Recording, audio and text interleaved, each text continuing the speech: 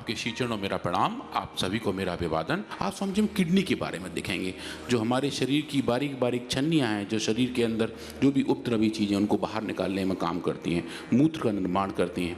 अगर उन किडनीज़ के अंदर एजिंग होने लगती है तो कौन कौन से चेंजेस आते हैं, और समझिए उन एज्ड किडनी के अंदर जो डिजीज़ हैं, जो सिम्टम हैं, जो उनके फिजियोलॉजिकल चेंजेस हैं, अगर वो होने लगते हैं तो कैसे स्वामी रीनोक्रेट से हम उनको ठीक कर सकते हैं, एजिंग को स्लो कर सकते हैं। आज आपने अमरनाथ का सुनाई था 5.7 से 1.5। तो किडनी को अच्छा करना एक बात है, ये जो एजिंग है, चाहे लीवर की है, चाहे किडनी की है, चाहे लंग की है, चाहे हार्ट की है, चाहे ब्रेन की है, चाहे हड्डियों की है, चाहे स्किन की है, तो आयुर्वेद की औषधियाँ रोग मिटाने के साथ में वो आपकी एजिंग को ठीक करती हैं, वो एंटी एजिंग का काम करती हैं, वो इम्यूनिटी को बूस्ट करने, इम्यूनिटी बूस्टर का काम करती हैं, और वो लॉन्गेविटी का काम करती हैं। और ये जो पूरा मानवीय जीवन का ताना बाना है ना, पूरी ऊर्जा का सकारात्मक दिशा में संयोजन कैसे करती हैं वो बता रहे हैं डॉक्टर अनुराग जी। और आपका जो है पूरा आपकी 100 साल तक आंखें अच्छी रहें इसलिए आई ग्रिड, कान अच्छे रहें इसलिए एयर ग्रिड, नाक अच्छे रहें इसलिए नस, ये सब यहाँ शुरू हो जाता है सुबह से ही। ये एक साधारण कार्य नहीं है, ये एक बहुत बड़ी युग परिवर्तन का कार्य पतंजलि की ओर से चल रहा है जी। हाँ स्वामी जी, तो अगर हम किडनी के बारे में देखें, उनके फंक्शनैलिटी के बारे में देखें, तो स्वामी जी हमारे शरीर में 2 किडनी होती हैं। हमारी लगभग मुट्ठी के बराबर साइज़ की एक किडनी होती है, मोटा मोटा अगर हम उसको नापें तो लगभग 180 ग्राम से लेकर 200 ग्राम के बीच में। हर एक किडनी के अंदर 1 मिलियन फंक्शनल यूनिट होते हैं, जिनको हम नेफ्रॉन्स कहते हैं, जो छानने का काम करते हैं स्वामी जी। तो ये हमारा शरीर, ये शरीर के अंदर 2 किडनी देखने में ऐसी, और स्वामी जी हर एक किडनी के अंदर ऐसा एक फंक्शनल यूनिट जिसका नाम नेफ्रॉन है, और लगभग 1 मिलियन हर एक किडनी के अंदर हैं।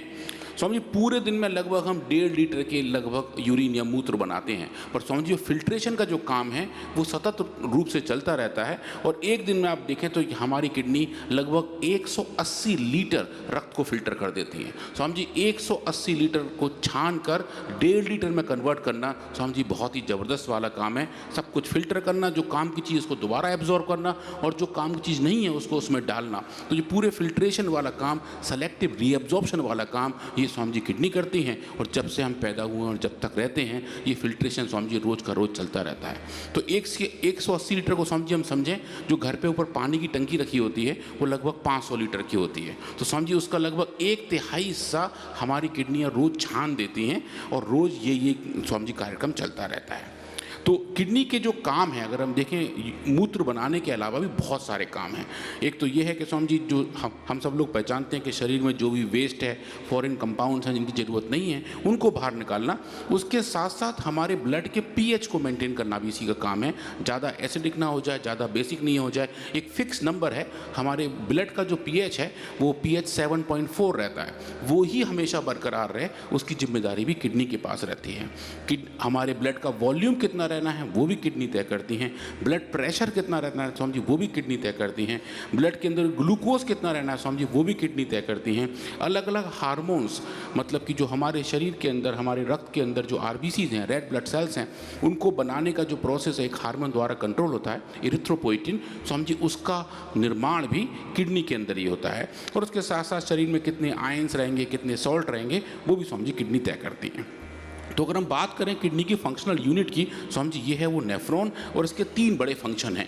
एक तो पहले छानना, उसके बाद रीअब्जॉर्ब करना, मतलब छानने के बाद जो भी निकल के आया है उसमें जो काम की चीज़ है, जनरली पानी होता है, उसको दोबारा रीअब्जॉर्ब करना, और उसके बाद जो और चीज़ नहीं समझ में आ रही है, जो शरीर को नहीं चाहिए, उसको दोबारा उसके अंदर छोड़ना, जिसको हम ट्यूबुलर सिक्रीशन कहते हैं। तो ये तीनों स्टेजेस हैं वो इस नेफ्रॉन के अलग अलग हिस्से में होते हैं, और ये जो पूरा एक फंक्शनल यूनिट है, जो एक नेफ्रॉन है, वो ये तय करता है कि हमारी किडनी की फंक्शनैलिटी कैसी है, हमारी किडनी काम कैसे कर रही है, अगर एजिंग हो रही है तो किस हिस्से में हो रही है, और एजिंग के जो दुष्प्रभाव हैं वो कैसे हैं, और किस तरीके से किडनी के अंदर सिचुएशन चेंज होती हैं। तो ये स्वामी जी स्कीमेटिक है नॉर्मल किडनी का लेफ्ट हैंड साइड में। और जब ये एज्ड हो जाती है तो स्वामी जी ऐसी हो जाती है, उम्र बढ़ने के साथ साथ ये एक यंग किडनी है, ये एक एज्ड किडनी है, जिसमें किडनी का वॉल्यूम कम हो जाता है, सरफेस की जो रफनेस है वो बढ़ जाती है और किडनी के बाहर के सरफेस में छोटे छोटे सिस्ट आने लगते हैं जिनको हम रीनल सिस्ट कहते हैं। स्वामी जी ये अवस्था हल्के हल्के क्रोनिक किडनी डिजीज़ में कन्वर्ट होने लगती है जिसको हम CKD कहते हैं। तो जो एजिंग का प्रोसेस है इसके अंदर स्वामी जी बहुत ही स्पेसिफिक है। और जो रीनल एजिंग है, रीनल मतलब किडनी की एजिंग है, रीनल वर्ड स्वामी जी जहाँ भी हम यूज़ करते हैं वो किडनी से लिंक होता है, इसलिए स्वामी जी किडनी की जो हमारी सबसे अच्छी दवा है रीनोग्रिड वो भी इसी नाम से है। तो जो रीनल एजिंग है वो एल्डरली लोगों में CKD का कारण बनती है। और समझिए जैसे आपने मैं हर बार आप बताते हैं कि स्लो इन्फ्लेमेशन लगभग हर एक बीमारी का कारण है। तो क्रोनिक तौर पे अगर इन्फ्लेमेशन थोड़ा थोड़ा हल्का हल्का बरकरार बहुत दिन तक बना रहे और साथ में कोई कोमॉर्बिडिटी हो जैसे डायबिटीज़ या हाइपरटेंशन हो और एजिंग के साथ अगर इसको मर्ज कर दें तो स्वामी जी रिस्क बहुत ज़्यादा बढ़ जाते हैं और किडनी के अंदर स्ट्रक्चरल चेंज आने लगते हैं, फंक्शनल चेंज आने लगते हैं। स्ट्रक्चरल चेंज स्वामी जी हमने देखे कि उसका साइज चेंज हो जाता है, स्किन की सरफेस चेंज हो जाती है, उसका जो सिस्ट हैं वो थोड़े से बढ़ने लगते हैं। पर फंक्शनैलिटी के साथ आप देखें स्वामी जी तो जो यूरिन है उसका कंसंट्रेशन चेंज हो जाता है और जो उसके अंदर सोडियम कंटेंट है स्वामी जी वो भी चेंज होने लगते हैं और यूरिन की क्वालिटी भी चेंज होनी शुरू हो जाती है। तो अगर हम बात करें CKD की, क्रोनिक किडनी डिजीज़ की, उसके जो बड़े बड़े कारण हैं, कुल 7-8 बड़े कारण हैं स्वामी जी।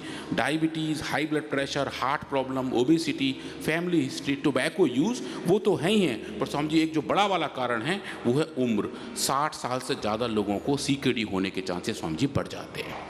तो ये जो पूरे कारक हैं जिनकी वजह से ऐसी दिक्कत आती हैं, जिनमें काफ़ी कुछ को सब लोग पहचानते हैं, जो भी मेटाबॉलिक डिजीज़ हैं जैसे डायबिटीज़ और हाइपरटेंशन है, पर उसके साथ साथ ज़्यादा उम्र भी हो तो स्वामी जी CKD के रिस्क बढ़ जाते हैं। और अगर आप देखें कि पूरे दुनिया में CKD का प्रीवैलेंस कितना है तो ऐसे लोग जिनकी उम्र 65 साल से लेकर 74 साल के बीच हैं उनमें एक पुरुष में 5 में से 1 पुरुष को ये बीमारी होती है, महिलाओं में 4 में से 1 महिला को होती है। पर अगर आप ज़्यादा पॉपुलेशन देखें मतलब कि जिनकी उम्र 75 साल से ज़्यादा है तो स्वामी जी ये नंबर बहुत ज़्यादा बढ़ जाता है। महिलाओं के केस में 5 में से 3 और पुरुषों के केस में 5 में से 2, मतलब ऐसे लोग जिनकी उम्र 75 साल से ज़्यादा है उन्हें CKD होने की चांसेस लगभग 50% के लगभग होते हैं। कि मतलब जैसे जैसे उम्र बढ़ती है वैसे वैसे क्रोनिक डिजीज़ के होने के चांसेस स्वामी जी बढ़ जाते हैं। ये उसके सिम्टम्स हैं, थकान रहती है, नोजिया रहता है, भूख कम लगती है, स्किन सूख जाती है, सिर दर्द रहता है, कंसंट्रेट करने में दिक्कत आती है, नींद ठीक से नहीं आती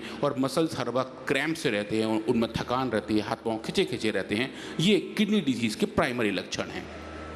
तो स्वामी जी अगर हम बात कर रहे हैं किडनी एजिंग की तो उसके अंदर जो किडनी फंक्शन डिक्लाइन हो रहे हैं उनके मॉलिक्यूलर रीज़न क्या हैं। तो स्वामी जी एक ऑर्गन से लेके अगर हम एक सेल के लेवल तक जाएं, मतलब एक किडनी के सेल्स के अंदर जाएं और एक सेल के लेवल पे एजिंग को देखें जिसको हम सेलुलर सेनेसेंस कहते हैं। सेल का भी स्वामी जी अपना एक बुढ़ापा आता है। अगर आप उस बुढ़ापे को देखें तो सेल के अंदर के जो घटक हैं उनके अंदर भी स्वामी जी एजिंग के पैरामीटर दिखाई देते हैं। और एक जो सबसे बड़ा पैरामीटर स्वामी जी वो टीलोमियर एजिंग है, मतलब क्रोमोसोम के जो एंड्स हैं उनके अंदर स्वामी जी एजिंग आने लगती है।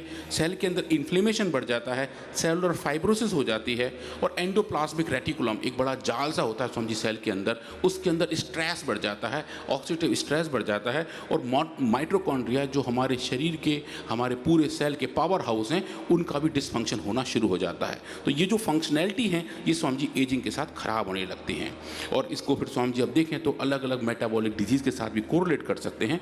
पर जो पैरामीटर हैं जिसको स्वामी जी हम टेस्ट कर सकते हैं, क्योंकि एनिमल मॉडल्स में किडनी इंजरी को इंड्यूस करना उतना स्पेसिफिक नहीं हो पाता, तो स्वामी जी हमने कुछ ऐसे मार्कर देखे जो किडनी के दौरान एजिंग के दौरान तेज होने शुरू हो जाते हैं या मॉडिफाई होने शुरू हो जाते हैं। तो चाहे वो एक स्पेसिफिक प्रोटीन है जिसको न्यूट्रोफिल जेलेटिनेज एसोसिएट लाइपोकेपिन कहते हैं, जिसका नाम एनगैल है, या किडनी इंजरी मार्कर है, या फिर स्वामी जी नैग है, N acetyl beta ग्लूको हेमिस्ट्रेनेज। Swami ji ये जो 3 बड़े मार्कर हैं ये CKD के दौरान बढ़ जाते हैं जो एजिंग से लिंक होते हैं। तो स्वामी जी हमने जो एक्सपेरिमेंट किए थे एनिमल्स में और सेल लाइन में, जहाँ हमने इंड्यूस किया था किडनी डैमेजेस को अलग अलग तरीक़ों से, उनके अंदर स्वामी जी हमने ये पैरामीटर देखने का प्रयास किया कि जो सिमिलैरिटी एजिंग के दौरान होती हैं, जो एजिंग किडनी के अंदर होती है, तो जैसे चेंज उस किडनी के अंदर आते हैं, क्या हम उन मॉलिक्यूलर मार्कर्स को, उन हैंडल्स को पहचानें और देखें कि अगर किसी और तरीके से किडनी डैमेज इंड्यूस की गए हैं तो क्या वो मार्कर वैसे ही दिखाई देते हैं। तो स्वामी जी इसके लिए जब हमने काम किया तो हमने पाया कि रीनोग्रिड के अंदर कुछ ऐसी कैपेबिलिटी हैं जो इस स्पेसिफिक मॉलिक्यूलर मार्कर्स को मॉडिफाई करती हैं। तो स्वामी जी अगर आसान भाषा भाषा में समझें कि जैसा एजिंग के दौरान होता है वैसा स्वामी जी कुछ एंटीबायोटिक के ज़्यादा इस्तेमाल की वजह से भी होता है। तो सिंथेटिक बर्ड की एक बड़ी एंटीबायोटिक है वैंकोमाइसिन, वो स्वामी जी ऐसा कुछ इम्पैक्ट किडनी पर डालती है जैसा कि ज़्यादा एजिंग के दौरान हो रहा हो। तो स्वामी जी वो एक्सपेरिमेंट हमने किए और देखा कि रीनोग्रिड के ट्रीटमेंट से क्या हम उन मॉलिक्यूलर मार्कर्स को, उन इवेंट्स को, सेलुलर इवेंट्स को कंट्रोल और रेगुलेट कर सकते हैं जो सिंथेटिक बर्ड की दवा के एडवर्स इफेक्ट के साथ साथ एजिंग के दौरान भी मॉड्यूलेट होते होंगे। तो स्वामी जी अब देखें तो रीनोग्रिड के जो 7 बड़े कंपोनेंट हैं, जो सप्तऋषि हैं, आपामार्ग, पाषाण भेद, पलाश, वरुण, पुनर्नवा, कास्की और गोखरू, जो सही मात्रा में एक अच्छे फॉर्मुलेशन के साथ, एक एनरिच एक्सट्रैक्ट के साथ इसमें हैं और इनके जो डिटेल फाइटोकेमिकल कंटेंट हैं, जो नेचुरली पैक कंपाउंड्स हैं, जो हम स्क्रीन पर देख रहे हैं, जो हमें बताते हैं कि किस मात्रा में कौन कौन से कंपाउंड्स इस औषधि के अंदर हैं जो किडनी फंक्शन को मॉड्यूलेट करते हैं। तो स्वामी जी जो किडनी इंजरी है जो एक एंटीबायोटिक के इम्पैक्ट की वजह से होती है, जो एजिंग के दौरान स्वामी जी ऐसे पैरामीटर के तौर पर आते हैं, तो स्वामी जी हमने वैंकोमाइसिन वाले एक्सपेरिमेंट किए, जो एक ऐसी दवा है जो इन्फेक्शियस एंडोकार्टाइटिस में दी जाती है कि मतलब इन्फेक्शन अगर हो और हार्ट के अंदर इन्फेक्शन फैल जाए उसको स्वामी जी एंडोकार्टाइटिस कहते हैं। तो उसके दौरान जो एंटीबायोटिक दी जाती है उसके अपने किडनी पर एडवर्स इफेक्ट आते हैं और स्वामी जी वो इफेक्ट कुछ कुछ ऐसे हैं जो एजिंग के दौरान आते हैं। हमने स्वामी जी वो सब नापे और आप जो देखेंगे हमने काम किया था किडनी सेल्स को 3D में ग्रो करके, सेल्स को हमने स्फेरॉइड में कन्वर्ट किया था, सेल्स को 2D में करने के साथ साथ उनको लगभग 10,000 सेल्स लेके 9 दिन तक एक साथ जब ग्रो करते हैं तो ये एक स्फीयर, एक फुटबॉल, एक लड्डू जैसी स्ट्रक्चर बन जाती है। तो हम जी इन सेल्स के ऊपर हमने काम किया और हमने पहली बार देखा कि ह्यूमन किडनी सेल्स को भी ऐसा कन्वर्ट किया जा सकता है। और आयुर्वेदिक औषधियों को स्वामी जी सबसे पहला, सबसे अनूठा रिसर्च इन सेल्स के ऊपर स्वामी जी पतंजलि रिसर्च फाउंडेशन के वैज्ञानिकों ने किया है और हमने पहली बार बताया कि कुछ ऐसी कैपेबिलिटीज़ हैं इन सेल्स के अंदर जो ये ऑर्गन जैसे सिम्टम्स बनाती हैं। इनको स्वामी जी इसलिए हम ऑर्गेनॉइड भी कहते हैं। छोटे छोटे ऑर्गन बन जाते हैं सेल कल्चर प्लेट्स के अंदर जहाँ स्वामी जी हम बीमारियों को इंड्यूस कर सकते हैं और जो अच्छे इफेक्ट हैं मेडिसिन के उनको मेजर भी कर सकते हैं। तो स्वामी जी अगर हम बात करें वैंकोमाइसिन की, जो एक ऐसे सिम्टम की तरह काम करता है, ऐसे इंड्यूसर की तरह काम करता है जो एजिंग के दौरान होता हो, तो Swami ji vancomycin synthetic bird की एक बड़ी एंटीबायोटिक, आप जब उसे ट्रीट करते हैं तो किडनी सेल्स मरने लगते हैं, जो स्वामी जी नोन है। लगभग 35% केसेस में ह्यूमन पेशेंट में भी स्वामी जी ऐसा दिखाई देता है। और हमने अपने सेल कल्चर एक्सपेरिमेंट में देखा कि वैंकोमाइसिन अगर 2 मिलीमोलर तक हम लेके जाएं तो लगभग 50% ये स्वामी जी किडनी सेल्स मर जाते हैं। जबकि अगर हम रीनोग्रिड को टेस्ट करें, खाली रीनोग्रिड को बगैर किसी को ट्रीटमेंट के, तो रीनोग्रिड स्वामी जी बहुत अच्छे से एक्सेप्ट होता है और लगभग 100 माइक्रोग्राम पर ml तक इन सेल्स को इनसे कैसी भी दिक्कत नहीं आती। जो स्वामी जी अब लास्ट टाइम कह रहे थे कि हमारे शरीर में हर एक कोशिका में एक ऐसी मेमोरी है कि नेचुरल कंपाउंड को वो अच्छे से पहचान लेते हैं, उसको अच्छे से उससे दोस्ती करके चलते हैं, उन्हें कैसी भी उनके साथ दिक्कत नहीं आती। स्वामी जी वो एक अच्छा एग्जाम्पल सामने है। लेफ्ट हैंड साइड में वैंकोमाइसिन है जो सिंथेटिक कंपाउंड है, राइट हैंड साइड में रीनोग्रिड है जो एक नेचुरल कंपाउंड है। और जो हमारी ह्यूमन किडनी सेल्स हैं वो रीनोग्रिड को अच्छे से एक्सेप्ट कर रही हैं, टॉलरेट कर रही हैं, जबकि जो सिंथेटिक ड्रग है उसके साथ स्वामी जी उनकी उतनी अच्छी दोस्ती नहीं हो पा रही है। तो ये जो इफेक्ट वैंकोमाइसिन का है जिसकी वजह से सेल्स मर रहे हैं, अगर ऐसे सिचुएशन में आप रीनोग्रिड साथ साथ दें तो देखें स्वामी जी कितना अच्छा रेट आता है। जो सेल बायबिलिटी खत्म हो रही थी, जो सेल्स मर रहे थे वैंकोमाइसिन के ट्रीटमेंट की वजह से, वो स्वामी जी रीनोग्रिड के को ट्रीटमेंट से उसके साथ साथ जैसा आप देखें स्वामी जी जो मरते हुए सेल्स थे वो रिकवर होने लगे। और ये एक बहुत अच्छी चीज़ हमें दिखा रहे हैं कि जो सेल बायबिलिटी खराब हो रही थी, एजिंग की वजह से स्वामी जी ऐसे चेंजेस आते हैं, उनको हम रीनोग्रिड से रिकवर कर सकते हैं। और ये पहली बार बता सकते हैं कि एक किडनी मॉडिफाइंग ड्रग भी आयुर्वेद में पॉसिबल है। स्वामी जी आपने अभी लिव52 लीवोग्रेड के बारे में बताया कि जहाँ कुछ स्पेसिफिक की बात कर रहे हैं, पर स्वामी जी आयुर्वेद के क्षेत्र में एक very well defined, very well formulated medicine जो किडनी को स्पेसिफिक करके डिज़ाइन की गई है, जिसके अच्छे इम्पैक्ट आते हैं स्वामी जी, वो पहली दवा रीनोग्रिड है और उसके साइंटिफिक वैलिडेशन बहुत ही ज़बरदस्त हैं और कुछ डेटा स्वामी जी हम आगे अभी देखने वाले हैं। तो जो एजिंग की वजह से इम्पैक्ट है स्वामी जी वो तो हमने देखे और उसके साथ साथ जो किडनी इंजरी मार्कर हैं जो एजिंग के दौरान बढ़ जाते हैं, जो आप देखें स्वामी जी यहाँ पे, और नैग जो मैंने पहले ही बताया था, ये दोनों मार्कर ऐसे हैं जो एजिंग के दौरान बढ़ते हैं और ये वैंकोमाइसिन के इंडक्शन की वजह से ही बढ़ते हैं। तो स्वामी जी हमने उस इंडक्शन को यूज़ करके देखा कि जो KIM-1 के बढ़े हुए लेवल हैं और NAG के बढ़े हुए लेवल हैं, नैग या फिर हिंदी में बोले नाग, स्वामी जी ये जो बढ़ जाता है ये एक फन उठा के खड़ा हो जाता है, जिसकी वजह से किडनी के अंदर दिक्कत आनी शुरू हो जाती हैं। ये स्वामी जी बढ़ा हुआ लेवल भी रीनोग्रेट के ट्रीटमेंट से नॉर्मलाइज हो जाता है और KIM-1 का लेवल भी जो किडनी इंजरी मार्कर है स्वामी जी वो भी रीनोग्रेट के ट्रीटमेंट से नॉर्मलाइज होना शुरू होता है। इन सब के हम जीन एक्सप्रेशन भी नापें तो वैसी चीज़ दिखाई देते हैं। पर स्वामी जी वेरी क्विकली अगर हम देखें, क्या ऐसे एक्सपेरिमेंट हम चूहों में भी कर सकते हैं?